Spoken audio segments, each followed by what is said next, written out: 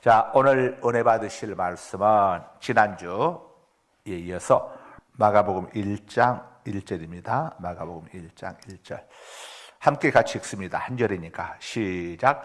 하나님의 아들 예수 그리스도의 복음의 시작이라. 제목 복음입니다. 복음. 자, 복음은 복음이 뭐가 복음이라고 했습니까? 따라서 합니다. 복음은 예수 그리스도이시다. 예수님이 그리스도시라는 게 복음이다. 자, 복음은 복된 소리죠. 복된 소리. 복복자, 복복자, 소리음자. 복된 소리입니다. 기쁜 소식이죠. 기쁜 소식. 좋은 소식입니다. 굿뉴스죠. 복음이 누구냐? 예수 그리스도. 예수님은 그리스도이시다. 구원자이시다. 이게 복음입니다. 복음. 예수님은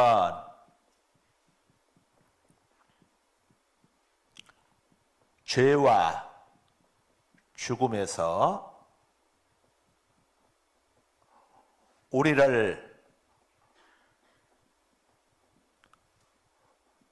구원하러 오신 구원자이시다. 이게 복음입니다. 가장 간단하게 아시겠죠? 그래서 누구든지 구원자이신 예수님을 누구든지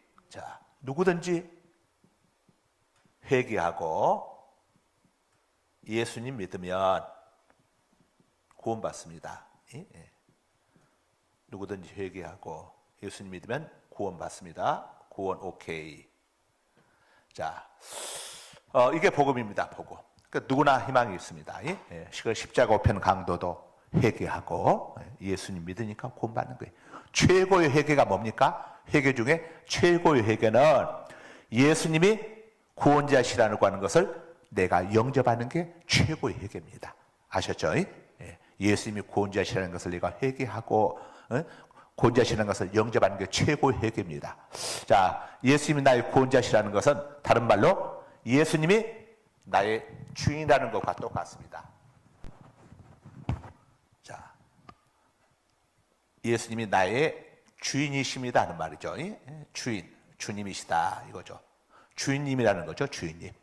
그래서 예수님을 믿는 우리 성도들은 항상 주님과 뭐든지 간에 어떻게 하겠죠? 의논해야겠죠. 이게 기도입니다. 기도. 주님에게 묻는 거예요. 어려운 일 있으면 정원 어려운 일 있으면 누구한테 도움을 요청하죠? 다른 데 가서 안 해요. 자기 주인한테 요청하지. 총이 다른 주인한테 가가지고 요청하면 자기 주인한테 어떻게 되겠습니까? 자기 주인 체면이 뭐가 되겠어요? 야 이놈아, 너 왜 저 집한테 가서 이야기하는 거야? 내가 네 주인이야, 내가 내 주인. 그래서 우리는 다른 데 석가모니, 공자, 미아리 이런 데 가면 안 돼요. 누구에게? 우리의 주인이신 주님. 자, 그럼 우리의 주인이신 주님은 어떤 분이시냐?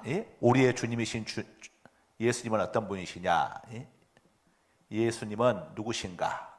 예수님은 누구신가? 예수님은 전능하신 하나님이십니다. 전능하신 하나님. 아멘입니까? 우주 만물을 창조하신 전능하신 하나님. 예수님은 또 창조주 하나님이세요. 우주 만물을 누가 창조하셨죠? 우리 예수님이 창조하셨어요. 그래서 요한복음 1장 1절로 보게 되면은 태초에 말씀이 계시니라. 이 말씀이 하나님과 함께 계셨으니 이 말씀은 곧 하나님이시니라. 자, 만물이 그로 말미암아 지은 바 되었으니 그가 아니고서는 아무것도 지은 바 되지 아니하였느니라. 이렇게 말씀을 하고 있죠. 만물을 지으신 분이 누굽니까? 바로 창조주 하나님. 창조주 하나님 누구세요? 바로 예수님이 하나님이세요. 창조주 하나님. 자, 이 예수님은 말씀이십니다. 말씀이신 하나님이 육체를 입고 이 땅에 오셨어요. 그분이 누구죠? 예수입니다. 예수님이시죠. 그래서 우리 예수님은 전능하시고 전지하시고 창조주이시고 또 우리에게 생명을 주시고 부활을 주시는 분이죠. 나는 생명이요 부활이니 나를 믿는 자는 죽어도 살겠고 몸이 죽어도 다시 사는 거예요. 고린도전서 15장 22절에 보게 되면은 자 나팔 소리가 나매 자 죽었던 자들이 썩지 아니할 몸으로 다시 살아나고 우리도 변화되리라. 이렇게 고린도전서 15장 22절에서 말씀하고 있습니다. 고린도전서 15장은 부활장입니다. 부활장 다시 부자 살할자죠. 다시 살아나는 거죠. 부활절. 고린도전서 15장이 바로 부활장입니다. 15장은 부활장인데 이 15장 22절에서 나팔 소리가 나매 이제 예수님이 하나님 보좌 우편으로부터 이 땅에 재림하실 때에 강림하실 때에 나팔 소리가 빰빠라 빰빠라 빤 하마 이렇게 날짜 하여간 엄청난 나팔 소리가 나면서 천지가 진동하면서 나팔 소리가 나면서 자 재림하실 때에 예수 안에서 그 말은 예수님을 믿고 먼저 죽은 우리 성도들이 먼저 살아납니다. 근데 그때의 몸은 썩지 아니할 몸으로 다시 살아난다고 했어. 지금의 몸은 썩을 몸이죠. 지금의 우리 몸은 썩을 몸입니다. 이 몸으로는 우리가 천국 갈 수 없어. 이 몸으로는. 그래서 죽는 거예요. 천국에서 살 수 있는 신령한 몸을 입기 위해서. 자, 그래서 썩지 않을 몸으로 살아나고 그때까지 죽지 않고 살아있는 우리는 뭐가 되죠? 변화가 됩니다. 변화. 변화가 되죠. 변화. 변화. 부활과 변화. 부활은 죽었다가 살아나는 것. 변화는 죽지 않은 가운데 몸이 변화가 돼. 신령한 몸으로. 천국에서 살 수 있는 몸으로 변화가 되는 겁니다. 그래서 고린도전서 15장 22절에서 나팔 소리가 나매 죽었던 자들이 썩지 아니할 몸으로 살아나고 우리도 변화되리라. 이렇게 이야기하죠. 복음은 예수 그리스도입니다. 그러니까 우리가 믿어야 할 것은 뭘 믿어야 합니까? 복음은 예수 그리스도이시다. 예수님은 구세주, 구원자, 그리스도, 메시아이시다. 다 같은 말이에요. 메시아는 히브리 말, 그리스도는 헬라어 말, 구세주는 한자, 구원자는 자, 우리 말이죠. 자, 그러니까 우리가 다른 것 다 믿어도 예수님이 우리의 구원자라는 것을 믿지 못하면 구원받지 못하는 거예요. 예수님이 나의 구원자이십니다. 예수님은 하나님의 아들, 성자 하나님이시고 나를 죄와 죽음에서 구원하시기 위하여 이 땅에 오신 분이십니다. 이걸 우리가 믿어야 하는 거예요. 이걸 믿고 예수님을 나의 구주로 주님으로 우리가 영접을 다 했잖아요. 그러면 세례 받은 거예요. 세례 받을 때에 이런 고백으로 세례를 받으신 거예요. 이렇게. 자, 그리고 우리 예수님은 모든 것을 아시고 전지하시고 전능하신 하나님이시니까 우리는 항상 아내 되신 분들이 남편 되신 분들에게 대해서 항상 우리 주인과 의논해 보겠습니다. 이것처럼 영적으로도 우리는 우리의 주인 되시는 예수님과 하나님과 의논을 해야죠. 이게 기도예요. 기도. 어려운 일이 있으면 주인에게 이야기하고 뭐 있으면 주인에게 의논 여러분 다 하지 않습니까? 근데 여러분 세상의 주인은 능력의 한계가 있죠. 우리 인간은 능력의 한계가 있어. 그리고 우리 인간은 영원히 살 수가 없어. 생명의 한계가 있어. 또 우리 인간은 공로의 한계가 있어. 우리는 우리의 공로는 절대 구원받을 수가 없죠. 그래서 우리의 능력은 유한하기 때문에 전능하신 하나님을 찾아야 하고 우리의 생명은 유한하기 때문에 영원하신 하나님을 찾아서 그 하나님께 내 생명을 맡겨야 나도 영원히 살게 돼. 나는 부활이요 생명이니 생명은 영생이란 말이에요. 나를 믿는 자는 죽어도 다시 살겠고 무릇 살아서 나를 믿는 자는 영원히 죽지 아니하리니 영원히 죽지 아니하리라 이렇게 말씀을 하죠. 영원히 죽지 않는다는 이 말씀은 하나님과의 관계가 끊어지지 않는다는 말이에요. 하나님과의 관계가 끊어지지 않기 때문에 몸이 죽어도 하나님이 다시 생명의 부활로 우리를 살려주신 거예요. 제일 무서운 것은 하나님과의 관계가 단절되는 거죠. 이게 죽음이에요. 죽음. 육적인 죽음은 세상과의 단절, 영적인 죽음은 하나님과의 단절. 세상과의 죽음은 무섭지가 않아요. 진짜 무서운 것은 하나님과의 단절이죠. 지옥은 누가 가느냐? 하나님과 관계가 단절된 사람들이 지옥 가는 거예요. 천국은 하나님과 관계가 회복된 사람들이 천국 가는 겁니다. 우린 다 죄와 허물로 죽었던 하나님과의 관계가 단절된 사람들이었습니다. 하나님과의 관계가 단절되어서 죄와 허물로 죽었던 우리를 하나님께서 다시 살리셨습니다. 어떻게 살리셨습니까? 뭘 통해서 우리를 살리셨나요? 말씀을 통해서 우리를 살리셨습니다. 우리가 예수님에 대해서 하나님에서 전혀 몰랐는데, 말씀, 성경을 들음으로 인해서 말씀을 들음으로 인해서, 이 들음은 어디서 오죠? 성경에서 오죠. 그리스도의 말씀으로 말미암았느니라. 화살표가 거꾸로 돼야죠. 하나님의 말씀을 듣고 들음으로 인해서 믿음. 우리에게 뭐가 주었습니까? 믿음이 주어졌습니다. 믿음. 나를 믿는 자는 죽어도 살겠고 무릇 살아서 나를 믿는 자는 영원히 죽지 아니하리라. 우리가 하나님의 말씀을 들으면서 우리 속에 믿음이 생겼습니다. 이 말은 무슨 말이냐? 하나님과의 관계가 회복되어졌다는 겁니다. 죽었던 우리가 영적으로 살아나게 된 거예요. 나사로를 향하여 주님이 나사로야 나오너라 할 때 나사로가 살아서 나오고, 나인성 과부의 아들 향하여 나인성 과부의 아들 주님께서 말씀으로 다시 살려내시고, 야이로 회당장의 딸을 달리다고 말씀으로 살려내신 것처럼 우리가 하나님의 말씀을 들음으로 우리가 살아났어요. 이게 믿음이 생겨난 겁니다. 우리에게 어떤 믿음? 우리를 살리는 믿음. 그래서 우리는 이제 뭐가 됐습니까? 산자가 되었습니다. 산자, 살아있는 자가 됐다 이거예요. 믿음이 없는 자는 죽은 자라고 하죠. 그래서 여러분, 사도신경 할 때 뭐라고 여러분들 고백하죠? 그리스도께서 거기로부터 산자와 살아있는 자와 죽은 자, 구원받은 자와 구원받지 못한 자, 천국 갈 자와 천국 가지 못할 자를 심판하러, 심판이 뭐라고 했죠?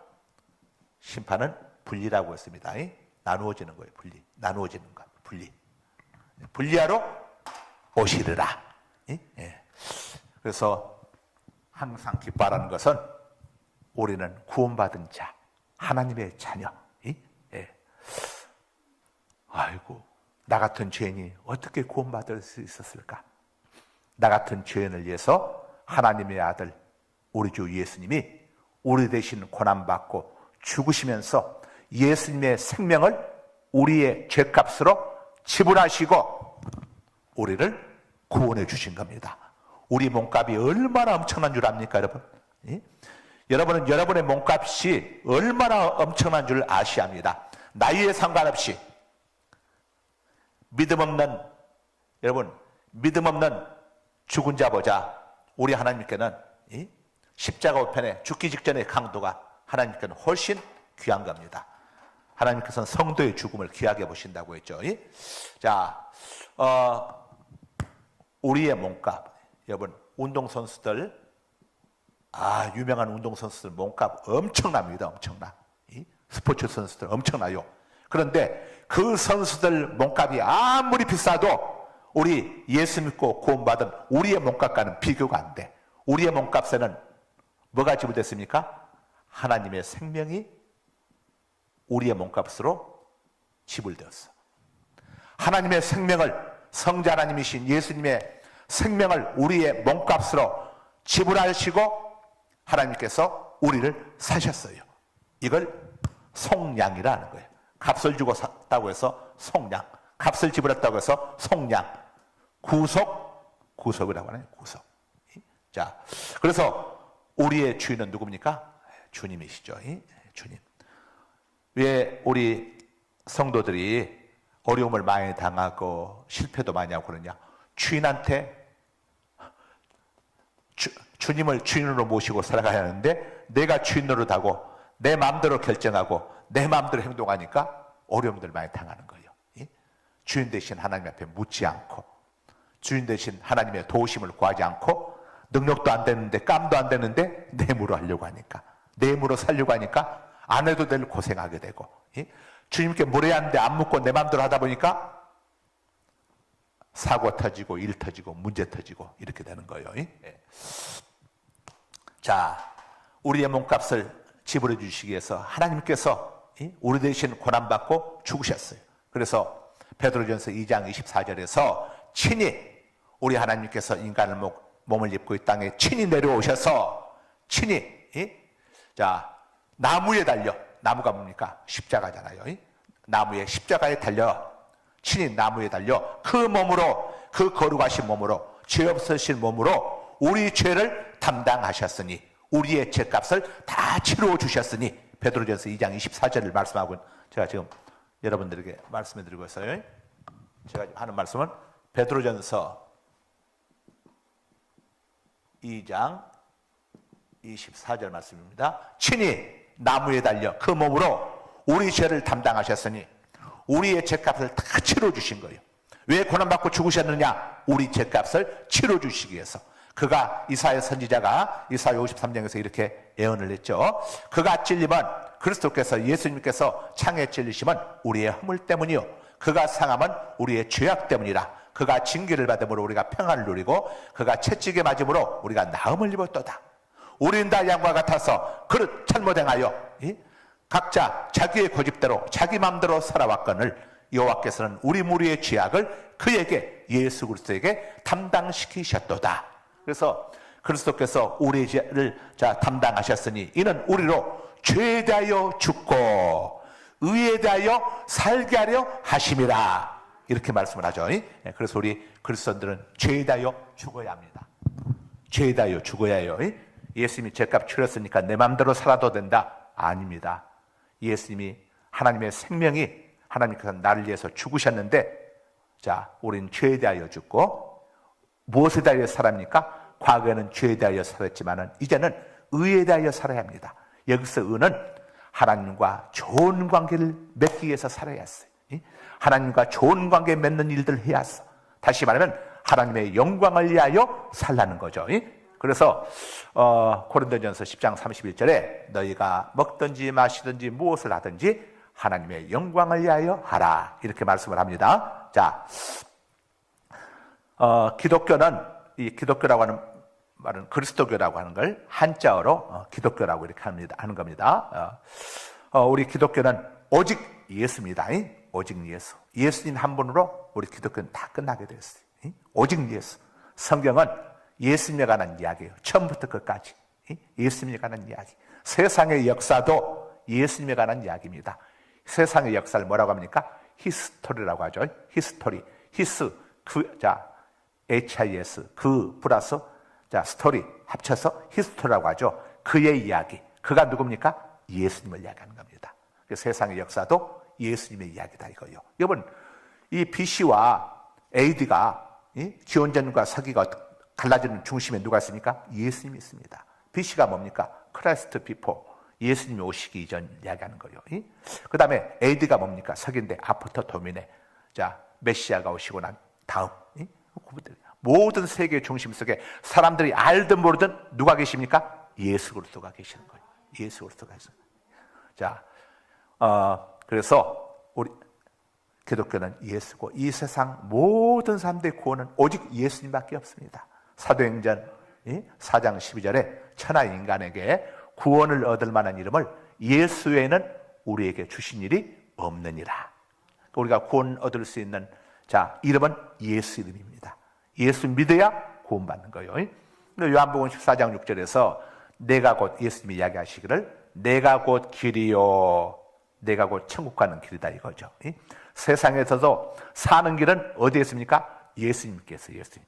여러분, 실패하고 힘들어도 예수 앞에 나와서 무릎 꿇고 기도하면 주님이 사는 길을 열어주시는 거예요. 내가 곧 길이요 진리요 생명이니. 우리 예수님은 길이고 진리는 뭡니까? 영원히 변하지 않는 걸 이야기하는 거죠. 영원히 변함이 없으신 분은 예수님이십니다. 그리스도는 어제나 오늘이나 영원토록 동일하시느니라. 하나님의 말씀은 영원히 변하지 않아. 우리가 구원받는 구원의 카트라인 기준이 해마다 정권이 바뀔 때마다 바뀐다고 생각해 보세요. 어떻게 되겠습니까? 앞으로는 천국 가는 사람들은 손모가지 하나씩을 잘라내야 한다고 한다면 어떻게 하겠어? 큰일 나는 거지, 큰일 나는 거지. 또 해가 바뀌어가지고 다리도 잘라야 한다면 어떻게 되겠어? 큰일 나는 거지. 자, 우리 예수님은 영원히 변하지 않으십니다. 예수님을 믿고 구원받는다는 이 복음의 진리는 영원히 변하지 않아요. 영원히 변하지 않아. 그러니까 이게 바로 기쁜 소식이고 좋은 소식이고 굿뉴스가 되는 것이죠. 우리의 죄는 씻음을 받아야죠. 우리의 흉측한 죄로는 우리가 구원받을 수 없는데 우리 죄를 씻김받을 수 있는 유일한 길이 어디에 있습니까? 예수의 피밖에는 없습니다. 나의 죄를 씻기는 예수의 피밖에 없네. 요한일서 1장 7절 한번 화면 띄워줘 보세요. 자, 시작. 그가 빛 가운데 계시는 것 같이 우리도 빛 가운데 가면 우리가 서로 사귐이 있고 그 아들 예수의 피가 우리를 모든 죄에서 깨끗하게 하실 것이요 우리의 죄를 모든 죄로부터 깨끗하게 해주실 수 있는 유일한 피가 어떤 피입니까? 예수의 피. 다른 피는 안 됩니다.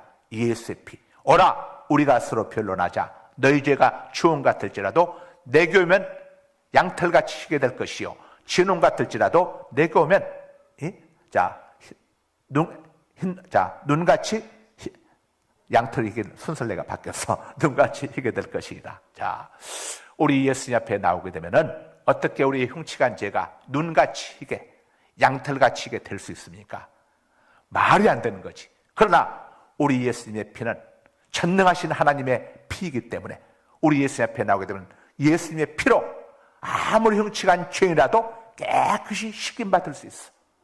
예수 앞에 나면 그래서 호세아 6장 1절에서 호세아가 뭐라고 고백을 합니까? 오라 우리가 여호와께로 돌아가자. 여호와께서 우리를 찢으셨으나 도로 낫게 하실 것이요 우리를 치셨으나 다시 싸매어 주실 것임이라. 그러니까 하나님 앞에 나와서 잘못한 것이 있으면 회개하고 하나님 앞에 나오게 되면은 하나님이 우리를 죄 때문에 찢으셨지만은 징계하시지만 다시 하나님이 싸매어 주셔. 하나님 앞에 얻어 터질고 갈 데가 있습니까? 없어. 하나님 앞에 나와야 했어. 하나님 앞에 나오는 거. 그래서 우리 그리스도인들은 힘들고 어렵고 좋은 일이든 좋지 않은 일이든 항상 하나님 앞에 나와서 좋은 일은 감사하고 좋은 일은 기뻐하고 형통한 날에는 기뻐하고 공고한 날에는 되돌아보아라. 전도서 7장 14절의 말씀처럼 공고한 날에는 왜 이런 어려움이 와게 됐는가 우리가 생각을 해봐야 했어. 하나님이 우리에게 절대 이유 없이 어려움을 주시는 분이 아닙니다. 에레미야 3장 33절에 보게 되면은 주께서 인생으로 고생하게 하시며 근심하게 하시면 그의 본심이 아니시로다 이렇게 말씀을 해요. 하나님의 본심은 하나님의 백성된 우리가 고생하고 근심하는 걸 절대 원하지 않습니다. 어느 부모가 자기 자녀가 고생하며 근심하며 사는 것을 원하는 부모가 어디에 있겠습니까? 하나님 우리 모두가 잘 되길 원해요. 그래서 사랑하는 자여 내 영혼이 잘됨 같이 내가 범사에 잘되고 강건하기를 내가 강구하노라 이렇게 말씀을 하죠. 그래서 우리가 어떤 상황이 있으면 저도 그럽니다. 하다 뭐가 막 얘기하면 하나님 앞에 무조건 무릎 꿇고 하나님 뭘 제가 잘못했는지 가르쳐 주십시오. 그럼 고치겠습니다. 저는 오둔해서 모르겠으니 하나님이 가르쳐 주십시오 하고 하나님 앞에 기도를 합니다. 그럼 또 하나님께서 또 깨우침을 주세요. 자, 그래서 우리는 예수 앞에 나온 것이 최고의 복입니다. 그래서 히브리서 11장 6절에서 하나님께 나오는 자들은 반드시 하나님이 살아계시다는 것과 하나님이 자기를 찾는 자들에게 상 주시는 이심을 믿어야 할지니라 이렇게 말씀을 하고 있습니다. 우리 여러분들 하나님 앞에 나올 때는 항상 기대감을 가지고 나와야 합니다. 오늘 또 하나님 앞에 가서 내가 기도하고 예배드리면 하나님의 말씀을 듣게 되면 하나님께서 나에게 믿음도 주시고 건강도 회복시켜 주시고 우리 자녀들의 문제도 하나님이 해결해 주실 것이다. 이런 믿음을 가지고 올라왔어요. 믿음을 가지고 하나님께 나오는 자들은 하나님이 살아계시다는 것과 자기를 찾아오는 자들에게 상 주시는 이심을 복 주시는 이심을 믿어야 할지니라 이야기하고 있는 거예요. 복은 누가 줍니까? 하나님이 주시는 거예요. 하나님께서 다른 데서 복을 주는 게 아닙니다. 하나님께 복을 주시는 거죠. 그래서 하나님께 복을 구하는 것을 기원할 때 기자를 쓰고 복복자를 써서 기복이라고 하는데 기복은 나쁘지 않습니다. 복은 아무리 하나님께 구해도 나쁘지 않아요. 복 주시는 분이 하나님입니다. 인간을 창조하시고 가장 먼저 하나님이 하신 일이 뭡니까? 창세기 1장에 보게 되면은 생육하고 번성하여 땅에 충만하라. 땅을 정복하라.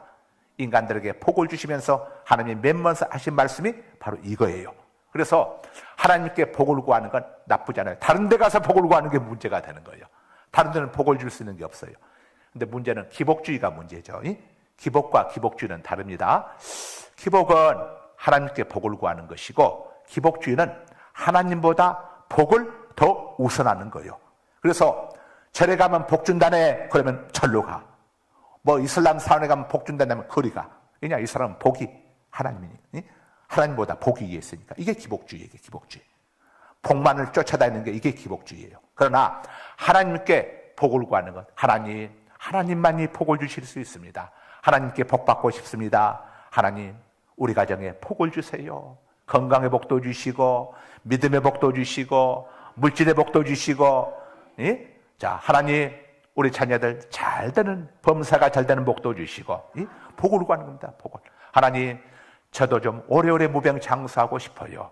그런데 건강하게 장수하고 싶어요. 이 복을 구하는 거예요, 복을. 그리고 하나님, 물질도 주셔서 넉넉하게 살아갈 수 있게 해주세요. 여러분들, 하나님 앞에 이렇게 기도하면서 복을 구하는 거예요. 그래서 여러분들이 영권을 가져야 합니다. 영권이 뭡니까? 기도의 능력을 갖는 게 영권이에요. 그래서 그 기도빨을 가지고 있어야 했어. 그래야 자녀들한테 큰 소리를 치고 있는 거예요. 큰놈아, 매월 얼마씩 나한테 보내라. 그래야 내가 너를 위해서, 네 아이들 위해서 내가 계속 내가 기도하겠다. 기도해주고 돈 바치라고 이야기하는 거예요. 그래서 돈 다 받아가지고 11조 감사한금하고 여러분들 쓰실 때 쓰시고. 이번에 이제 오는 4월 10일 날, 11일 목포도 가잖아요. 보니까 좀 목포가 좀 바뀌어가지고, 전에는 월요일 날은 크루즈 유람선 운행을 안 했는데, 알아보니까 월요일 날부터 운행을 시작을 했네. 그래서 월요일 날도 유람선을 해서 우리 목포 가실 분들은 여러분들이 이번에 그 누리게 될 옵션에 크루즈 유람선, 목포 앞바다 다도에 한번 쫙 돌아보는데 1시간 20분 코스래요. 그거 아주 유람선 좋아요. 가면 목포 앞바다로 해가지고 여기 목포 고화도 쪽으로 삥 돌아가지고 80분, 1시간 20분 코스. 쫙. 이번에 신청하신 분들 이제 마감됐어. 이제 추가 신청 이미 엊그저께 주일날로 마감됐고 했는데, 이 코스가 또 하나 늘어가지고 이번에 우리 가시는 분들 해상 케이블카도 타고 바다에도 지나가고 또 바다에서 유람선도 타고 하고 완전히 보니까 땡 잡으셨어. 또 목포에 가서 제일 맛있는 음식도 또 드시고. 하여간 이번에 가신 분들은 오랜만에, 코로나 때문에 지금 오랜만에 가는 거기 때문에 신경을 많이 쓰고 있는데, 하여간 이번에 신청하신 분들 대박이 터지신 거예요. 별로 감들이 없으신가 보다. 자, 우리 죄를 씻는 것은 무엇밖에 없다고요? 예수의 피밖에 없습니다. 우리가 예수 믿는 믿음으로 우리의 죄를 예수의 보혈로 씻게 된 줄로 믿으시기 바랍니다. 자, 그래서 이 6월절 사건이 바로 예수의 피의 능력의 사건을 이야기해 주고 있잖아요. 기원전 1446년 1월 14일 밤에 저 애굽 땅, 이집트 땅, 람셋에서 한 사건이 일어나게 되는데, 그날 하나님께서 모세에게 한 가지 어명을 내립니다. 모세야, 어린 양을 잡았대.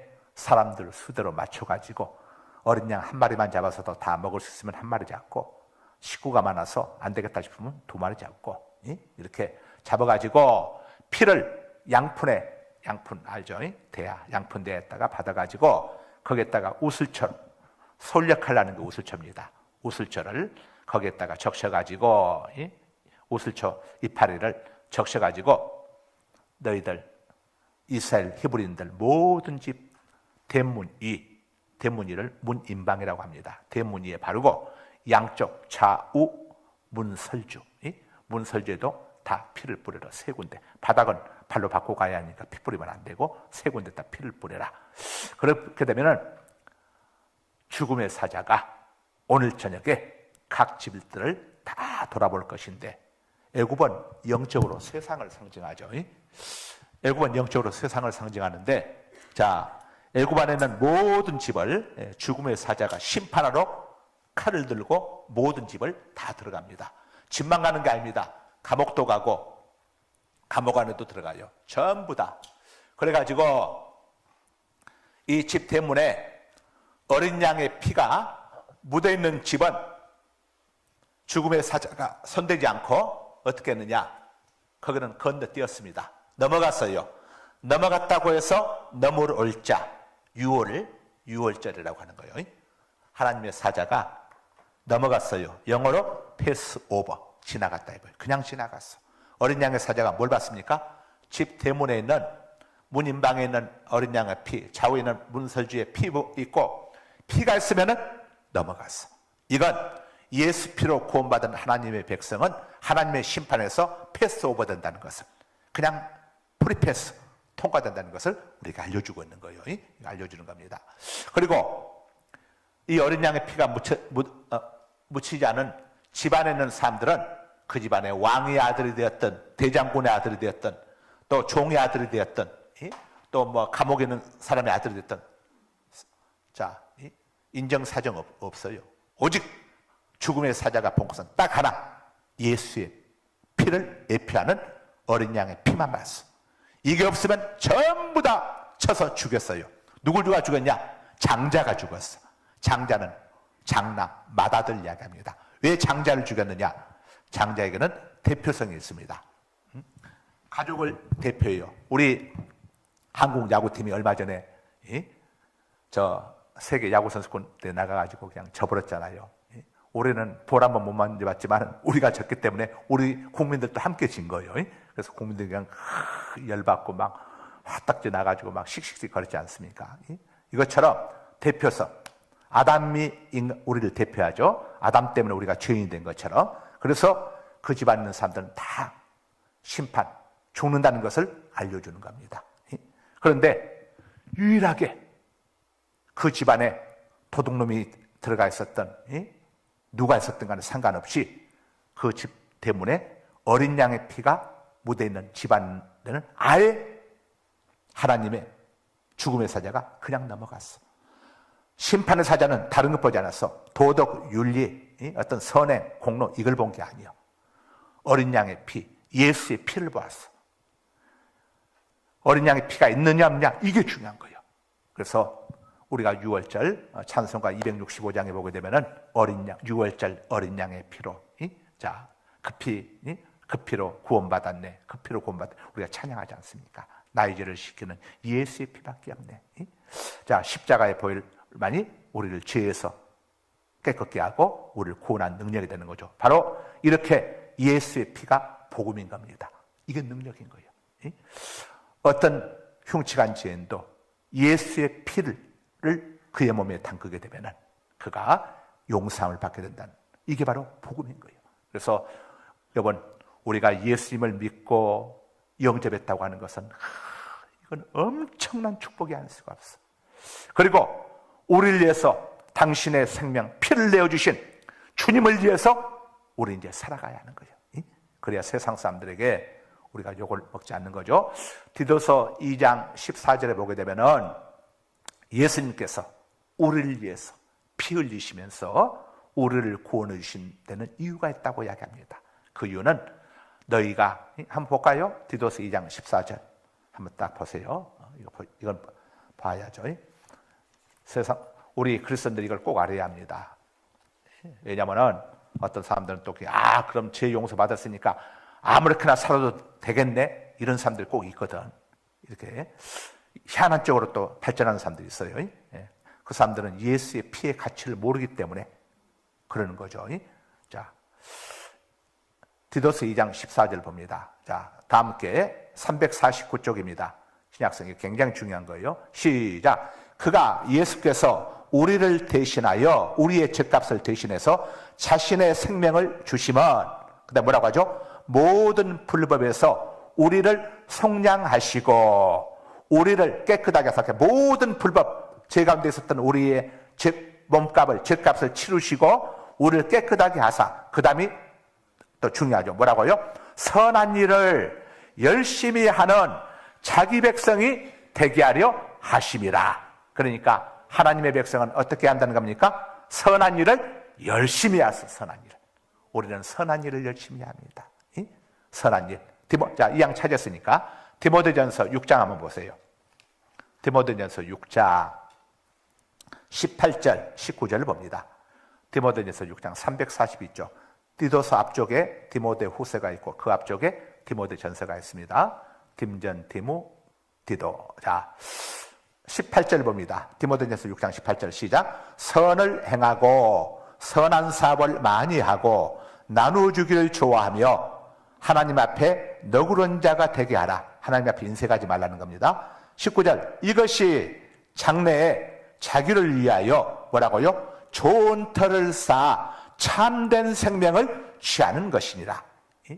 미국의 세계적인 부자 록펠러가 어머니 밑에서 이렇게 신앙생활을 하면서 정말 11절 생활도 철저히 하고 주일 성수도 철저히 하고 이렇게 살았는데 삶은 선한 삶이 아니었어요. 많은 다른 사람들, 회사들을 이게 여러 가지 뭐 합병 이런 여러 가지 세상적인 방법을 동원해 가지고 막 빼앗다시피 하는 이런 바람직하지 못한 그리스도인으로서 바람직하지 못한 일들을 많이 행했습니다. 그러다가 53세 때 사망 선고를 받게 됩니다. 시한부 인생. 당신의 인생은 1년밖에 남지 않았습니다. 시한부 인생. 그 시절에. 그때 비로소 록펠러가 눈이 번쩍 뜨였어. 형통한 날에는 기뻐하고 공고한 날은 되돌아봐라. 왜 이런 일이 내게 다가왔는가? 공간. 그러면 그럴 때에 록펠러 어머니가 록펠러에게 권면을 합니다. 아들아, 이제 좀 네가 하나님의 백성답게 살아야 한다. 그 많은 재산, 너 죽으면 무슨 소용이 있냐? 사람 살리는 일에 어려운 이웃들 돕는 일에 쓰거라. 그래야 네가 하나님 앞에 가서 부끄럽지 않겠니? 그러던 차에 이제 병원에 입원했는데 그때만 해도 옛날에는 그랬잖아요. 병원비 없으면 입원 못해. 일본하러 오면 일단 입원 수속부터 발표해서 돈부터 내야 했어. 그런데 입원비가 없어가지고 수술 못하는 한 소녀를 딸을 둔 어머니가 막 우리 딸 살려주세요. 우리 딸 수술해주세요. 병원비 가져오세요. 병원비 가져와야 합니다. 그래가지고 막 애타는 것을 우연히 듣게 되었어. 그래가지고 비서를 불러다가 전부 다 치료비를 다 해결해 주라고 그래. 밝히지 말고. 딱 해결해 주고 나서 이제 그 수술하러 들어가가지고 그 소녀가 이제 수술하고 나서 건강하게 태어나는 모습을 봤을 때 이 록펠러 마음속에 희열이 너무도 감동적인 열이 어려운 삶을 도와주는 것이 이렇게 행복한 일인가? 그동안은 돈 아까워서 못했는데 내가 땀 흘려 모은 피땀 흘려 모은 돈 가지고 왜 남을 도와주냐? 그래 아까워서 못했는데 이걸 하고 나니까 너무 마음이 기쁘고 행복한 거예요. 그래서 록펠러 재단을 만들기 시작합니다. 그래가지고 자기의 재산을 아낌없이 아까 이야기한 것처럼 하나님 앞에서 인색하지 않는 자가 되게 하라. 아낌없이 재단을 만들어가지고 투자를. 어차피 내가 죽으면 한 푼도 못 가져갈 것인데 하나님이 기뻐하는 좋은 일을 써야지 하면서 선한 일을 향하여 재단을 만들고 돈을 쓰기 시작하는데 기적이 일어나게 되는 겁니다. 어떤 기적이 일어납니까? 시편 41편 1절로 3절을 보게 되면 이런 말씀이 있습니다. 가난한 자를 불쌍히 여기는 가난한 자들을 불쌍히 여기는 자들에게 복이 있으며 여호와께서 그를 재앙에서 건져주시고 하나님이 그를 지켜주시리니 그가 이 땅에서 복을 받을 것이라 장수한다는 거죠. 그가 병상에 누웠을 때마다 여호와께서 그를 고쳐주시니이다. 시편 41편 1절로 3절의 말씀입니다. 그 말씀이 록펠러에게 임하는 겁니다. 갑자기 록펠러의 건강이 의사도 놀랄 정도로 회복되어지고 치유가 되는 거예요. 도대체 이게 어떻게 된 일인가? 하나님이 록펠러를 살리시는 거예요. 그래서 53세 사형 선고를 1년 시한부 선고를 받은 록펠러가 몇 년을 더 산 줄 압니까? 45년을 더 살았어. 98세까지 살다가 하나님께로 가는데 록펠러가 그렇게 고백을 했습니다. 53년 동안 나는 헛된 삶을 살았다. 45년 내가 그 사형 선고를 받고 난 다음 45년 동안이야 내가 정말 하나님의 백성다운 삶을 살았다. 시편 119편 67절에 뭐라고 얘기합니까?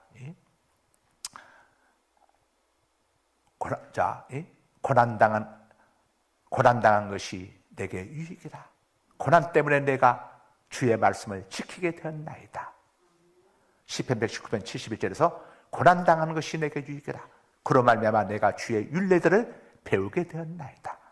시편 119편 67절에서 고난당하기 전에는 내가 그릇 잘못 행하였더니 이제는 주의 말씀을 지키나이다. 그래서 하나님이 고난을 한 번씩 주는 겁니다. 그냥 주는 게 아니에요. 바로 살라고. 저 봉천동에 가면 지금도 살아계세요. 고대 나오신 윤지용 봉천동에 슈바 있죠. 윤지용 병원 원장 지금 은퇴하셨는데 이분이 계세요. 작년에도 고대에다가 엄청난 돈을 한 10억인가를 고대에다가 기부하신 분인데 이분이 그 딸이 이분이 처음에 이제 학생 때 예수님을 영접하고 대학 들어갈 때도 시험을 보는데 물리 시험에 그때 이제 생물 시험에서 도무지 문제가 못 풀 것 같으니까 거기다 뭐라고 써놓은 거 아니? 교수님, 저는요 한국의 슈바제가 되고 싶습니다. 부디 좀 학교 갈 수 있도록 도와주세요. 그렇게 썼어. 합격을 시켜줬어. 합격이 됐어. 그 당시는 이제 교수 재량이니까 교수님이 아마 기독교인이셨는지 어쩌는지 합격이 됐어. 그래서 고대 의대를 졸업을 했는데 가난한 사람들에서 살겠다고 학교 다닐 때는 그랬는데 딱 개업을 하면서 보니까 저기 어디냐면 서울에 거기 공립묘지 있는 데 있죠. 동작동 앞에 거기가 사고가 많이 납니다. 왜냐하면 거리가 굉장히 멀어. 신호등 간의 거리가. 거기 가보시면 알겠지만 신호등 간의 거리가 짧으면은 차가 대겠다가 가면 되는데 노란불 들을 때 사람들 성격이 급하잖아요. 노란불 들어오는데 안 멈추고 쫙 가잖아요. 가는 도중에 빨간불이 탁 들어오게 되면 저쪽에 차들 튀어나와. 그럼 사고들이 많아. 거기가 아주 교통사고가 엄청납니다. 거기다가 병원을 차렸어. 그리고 돈을 엄청나게 벌었어. 양반이. 그러니까 11조도 땡쳐 먹고 11조 하려니까 돈이 너무 엄청나. 주일 또 그날 또 사고 환자들이 많이 오는 거예요. 주일날도 교회도 안 가고 그러면서 이 봉천동 슈바 있죠. 그 장로님이 윤주홍 장로님인데 그렇게 지냈어요. 이분이 이제 쓴 책 간증에 나오는 거예요. 그런데 어느 날 트럭 운전사가 한 아이를 안고 들어왔어. 제가 아이를 키웠습니다. 선생님 살려주세요. 그래서 빨리 놓으시라고 보니까 자기 딸이야. 자기 손으로 의사인데 딸을 살지 못하고 딸이 죽어버린 거 봐. 1년 동안을 실상한 사람이 되었어. 그러면서 그때 이제 공고한 날은 되돌아보아라.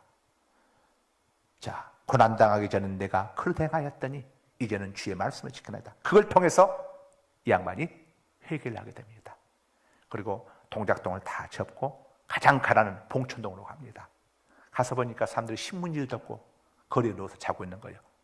병원비가 어디 있어? 근데 그 돈도 나오지 않은 봉천동에다가 의원을 열고 거기서 이제 돈을 저렴하게 받으면서 없으면 그냥 공짜로 해주고 나중에 갚으세요 이런 식으로. 그래서 이제 봉천동이 슈바제가 된 거예요. 이분이 고백하죠. 우리 딸이 내 인생을 바꾸어 놓았다. 우리 딸이 아니었으면 나는 세상에서 정말 쓸모없는 삶으로 살다가 그렇게 생을 마감했을지도 모르는데 죽은 우리 딸 때문에 수많은 다른 딸들을 내가 얻게 되었고 내 인생이 새로워지게 되었다. 자, 이렇게 고백을 하죠. 자, 우리 기도합니다.